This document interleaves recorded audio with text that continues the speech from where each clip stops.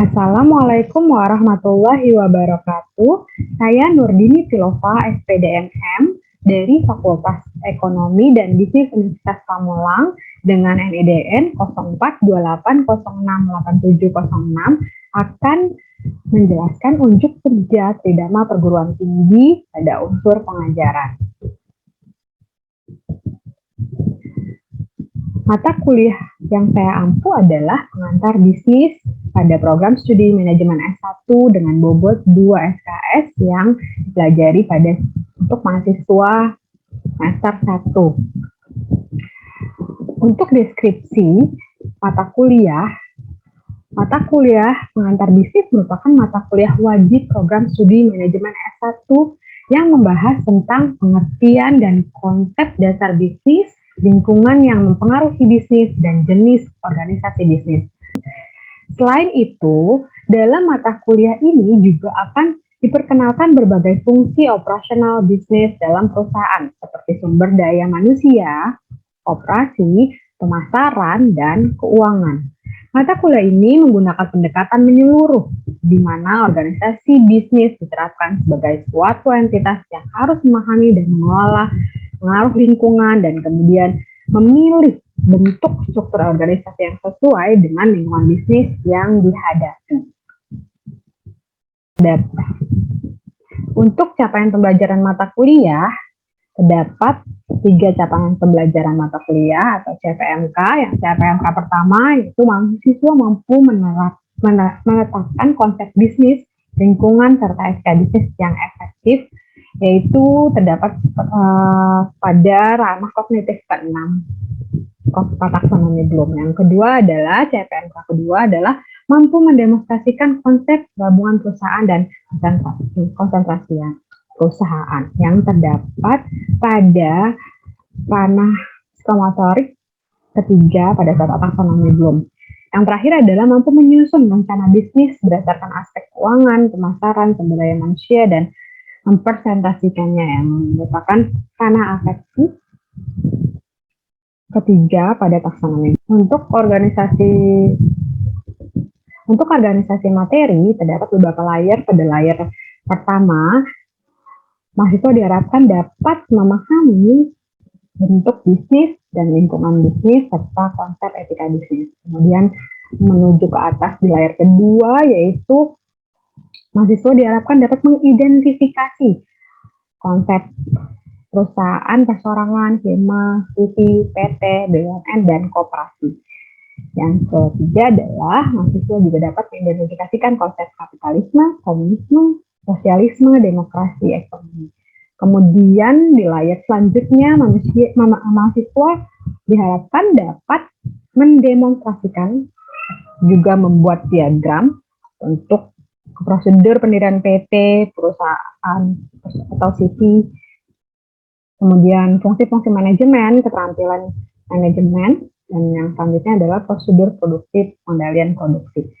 Kemudian di layar selanjutnya, layar keempat, yaitu mahasiswa sudah diharapkan bisa menetapkan konsep-konsep pemasaran, bauran pemasaran, dan jasa yang efektif, pemasaran jasa yang efektif. Kemudian ranah sumber daya manusia, dan yang terakhir adalah ranah keuangan. Dan di layar yang terakhir adalah di sini mahasiswa diharapkan dapat menyusun rencana bisnis berdasarkan aspek-aspek keuangan, pemasaran, dan sumber daya manusia. Kemudian di akhir mempresentasikan rencana bisnis tersebut yang setelah rangkaian pembelajaran diharapkan bisa mencapai capaian pembelajaran mata kuliah yang sudah disusun.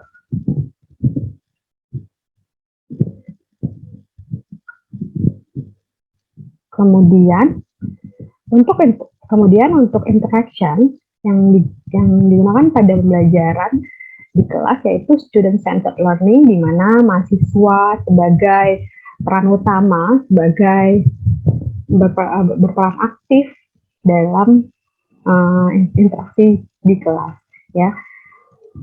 Yang pertama adalah interactive teaching, di mana pada saat pembukaan sampai akhir di sana masih dilibatkan mahasiswa dari mulai brainstorming, menyampaikan kalimat pertanyaan pemantik, atau menanyakan pengalaman-pengalaman mahasiswa sebelumnya yang relate terhadap topik yang akan dibahas. Kemudian pada saat kegiatan inti yaitu penyampaian materi, di mana banyak melibatkan mahasiswa, menanyakan persepsi mereka dan memvalidasi persepsi mereka sesuai dengan materi yang dibahas. Kemudian di akhir ada kuis dan sebelum dibagikan fokus group discussion. Nah, pada fokus group discussion digunakan metode problem based learning.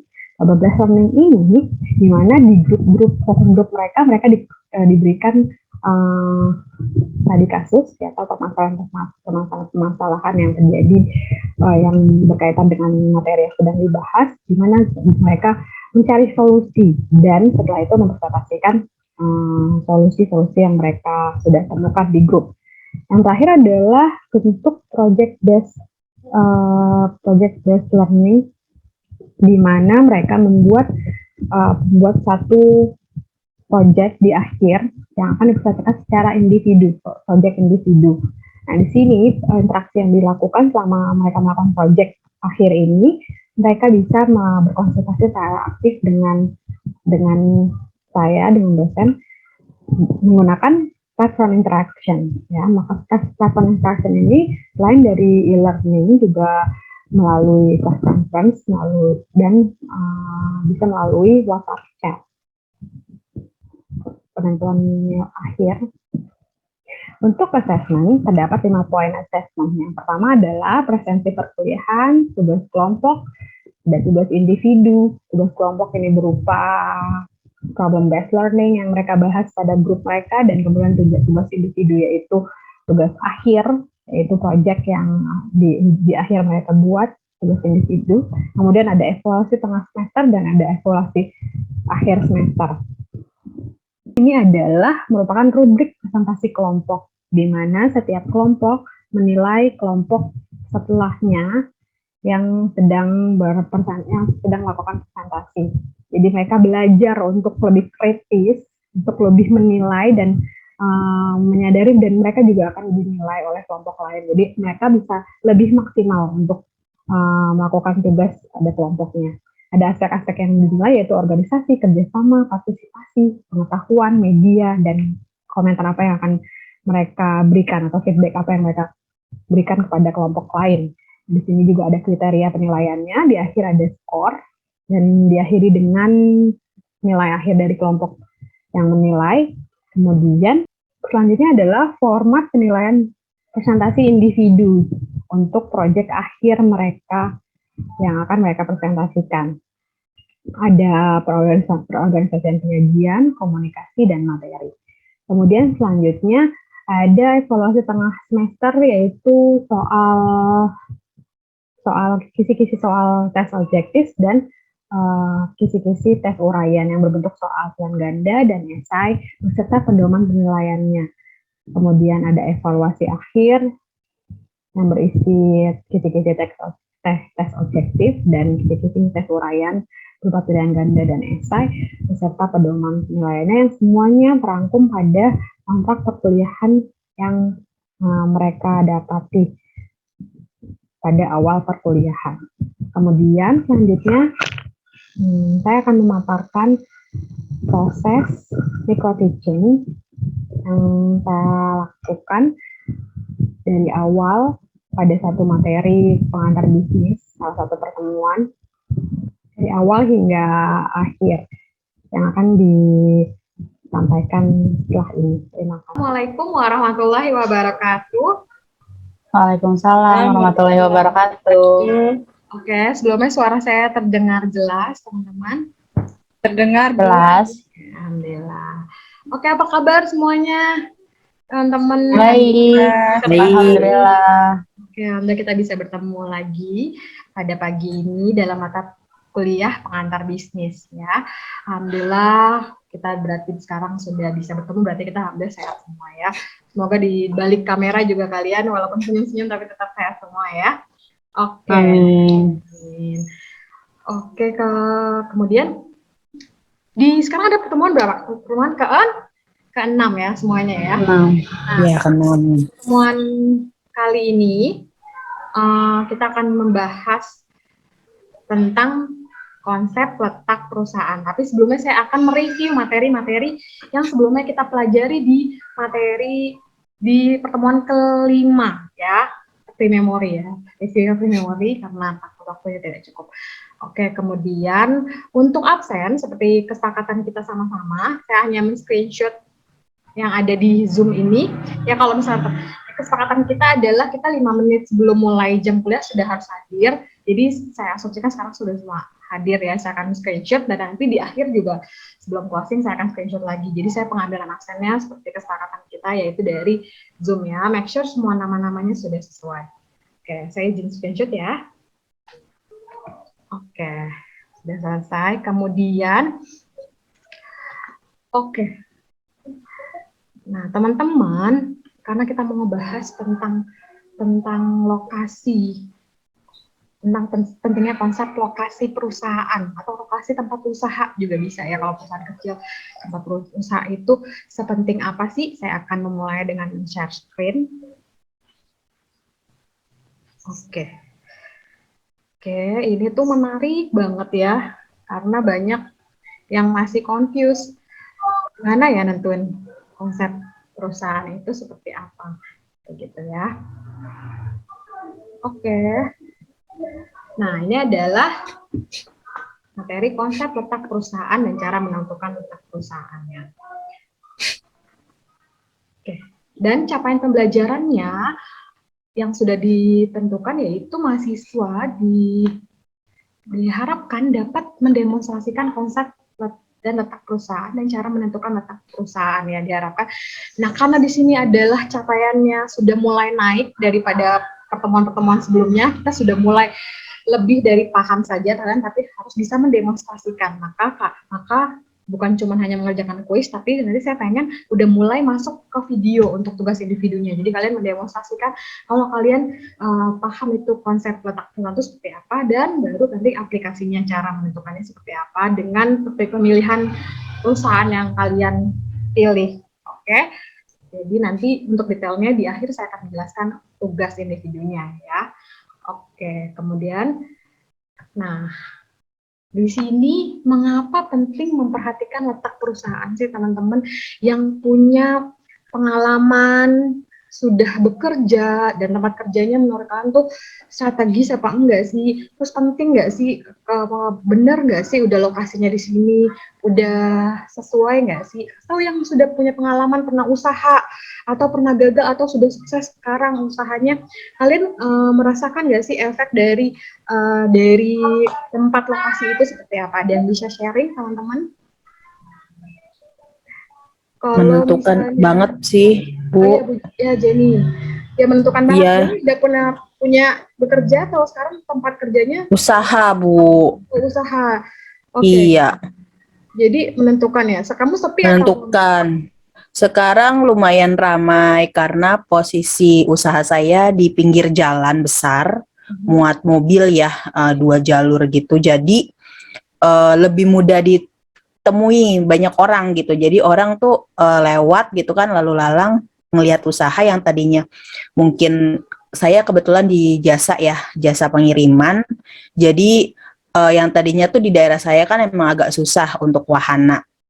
Nah, sekarang tuh udah mulai rame karena yang pertama kan dia murah ya, Bu. Kalau yang JNE kan 9.000, 10.000 sekilo.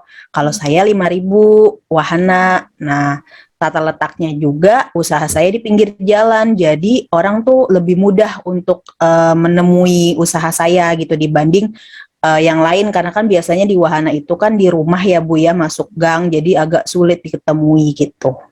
Oke, jadi benar ya. Jadi terima kasih Jenny sudah memaparkan pendapatnya, apalagi udah benar-benar mengalaminya secara langsung, yaitu lokasinya yang daripada yang diganggang dan di yang jalan yang mudah diakses itu sangat berpengaruh. Terima kasih ya.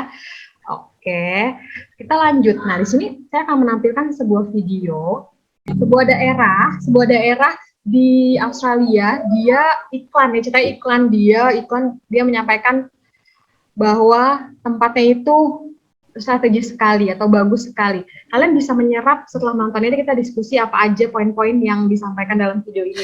Hal-hal unsur-unsur apa aja yang menjadi highlight, yang menjadi suatu poin daya jual dari suatu daerah yang disampaikan pada iklan ini, oke? Kita simak ya, semoga sinyalnya lancar.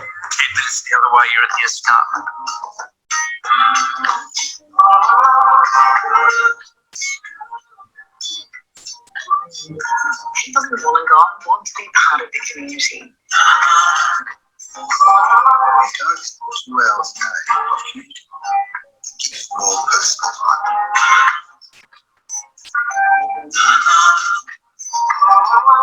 for everything that Sydney has, we've got it just as good down here.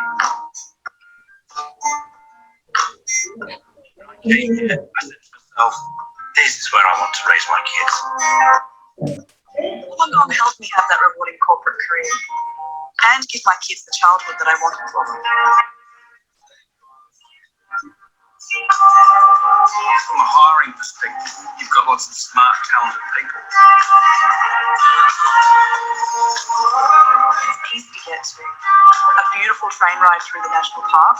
The international airport is on our side of Sydney. You've got more choice. And I know that lifestyle is one of the major reasons that our low staff turnover rates. Our business now has over 100 employees.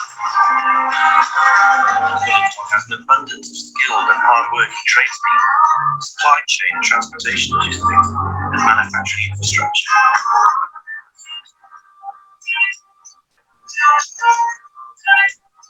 It's a community where you can reach out to business leaders, and they will have that coffee.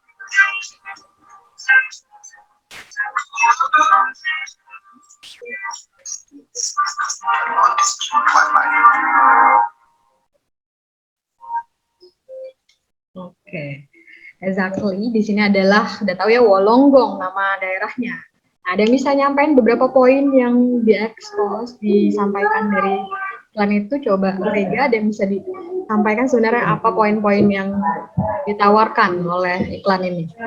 Boleh, Rega? Ya, mungkin dari video yang tadi saya tangkap ya Bu ya. Jadi di situ mungkin lingkungannya itu bisa sangat strategis. Di situ ditunjukkan bahwa ada perkantoran, ada industri, ada universitas, terus juga nyaman untuk anak-anak dan lanjut usia seperti itu. Jadi letaknya sangat strategis di tempat tersebut. Seperti itu Ibu Dini. Oke, terima kasih ya. Jadi di situ tadi ada gambar kereta, transportasinya ternyata walaupun dia posisinya bukan di Sydney, which is dia Wollongong, daerah yang tidak kota utama di Australia, dia masih di rural area, tapi dia mengekspos kalau misalnya ternyata dia transportasinya untuk nggak masalah, transportasinya udah maju, itu salah satu hal penting juga di situ ya. Dan iya betul, tadi ada university, ada kantor-kantor, ada industri di situ, di mana komunitinya sangat berkaitan satu sama lainnya dan sangat saling mendukung. Oke, kita ternyata penting sekali memperhatikan perusahaan seperti tadi disampaikan dengan Jenny dan Khadijah, kayak pertimbangan efisiensinya juga mudah ditemui seperti wahananya Jenny, dan tadi pertimbangan perluasan ya, kalau misalkan kenyamanan juga, efisiensi, dan pertimbangan persaingan juga ya, salah satu poin pentingnya. Dan kemudian pertimbangan relokasi ya, kalau misalnya mesti direlokasi akan mengeluarkan budget yang lebih lagi ya. Ini adalah salah satu pertimbangan 4 macam ya bahan baku, kalau apalagi seperti yang bahan alam ya, tambang dan segala macamnya. Kemudian dekat unsur penting lagi adalah pasar dan konsumen ya, kayak tadi kalau di jalan yang lebih bisa diakses banyak orang itu malah menguntungkan karena lebih dekat diakses oleh pasar atau konsumen. Kemudian transportasi ya, kalau transportasinya juga susah, jarang ada menuju ke sana, itu juga merupakan salah satu unsur penting. Kemudian ada masyarakat. Nah, ini juga nih masyarakat perilakunya, terus community-nya yang ada di sana, itu sangat penting kebiasaan-kebiasaannya, sikap, daya belinya, itu juga sangat diperhatikan ya. Kemudian tenaga kerja, ketersediaan tenaga kerja juga ini penting, apakah di situ kebanyakan usia produktif atau tidak, itu juga sangat penting ya. Kemudian sumber air dan energi listrik, nah ini juga salah satu, apalagi untuk produksi skala besar ya, harus memperhatikan ini. Dan peraturan yang berlaku, setiap lokasi memiliki peraturan-peraturan yang berbeda, itu juga merupakan salah satu unsur penting pemilihan lokasi. Yang terakhir adalah iklim setempat ya. Kalau misalnya iklimnya hujan terus, padahal kita memproduksi sesuatu yang harus dijemur atau harus dengan suhu hangat, tapi di lokasi yang dingin, itu sangat tidak cocok ya. Jadi iklim juga sangat berpengaruh. Kita lanjut. Nah, langkah-langkah penentuan letak perusahaan, ada caranya dengan langkah kualitatif dan langkah kuantitatif. Saya langsung memberikan tabel yang kualitatif dan kuantitatif ya. Nanti kalian mengambil kesimpulan bagaimana perbedaannya yang kualitatif dan kuantitatif. Oke, dan nah ini adalah kualitatif. Di sini ada faktor-faktor atau unsur-unsur tadi. Ya, kata lainnya faktor-faktor. Ada bahan baku, pasar, dan seterusnya. Dan lokasi, di sini misalnya ada Bantul, Sleman, Gunung Kidul, Kulon Progo. Nah, di sini ada BS dan S, K, S, baik sekali, baik, standar, kurang baik, dan kurang sekali. Kita compare sama yang kuantitatif. Nah, perbedaannya adalah di sini ada apanya? Angka. Iya, ada angkanya. Jadi dari dua tabel tersebut, mana yang lebih efisien? Kualitatif atau kuantitatif kalau misalnya? Kuanti. Ya, karena bisa terukur jelas ya, karena di sini ada scoringnya, jadi dia bisa jelas keluar angkanya, jadi milihnya lebih pasti ya. Sedangkan kualitatif itu kadang-kadang karena kalau dilihat dari kayak gini aja bisa sih kita langsung milih, oh ini nggak ada kurangnya nih, tapi hanya paling kecil standar ya, berarti ini udah masuk, semua masuk nominasi, apalagi banyak yang baik sekalinya. Kemudian kalau misalnya sudah pembajaran tadi, saya akan memberikan kuis ya, kuis yang kalian coba-coba kerjakan. Nanti di sini akan terlihat kalian paham atau enggaknya. Oke, sudah masuk beberapa. Kita start ya. Ya.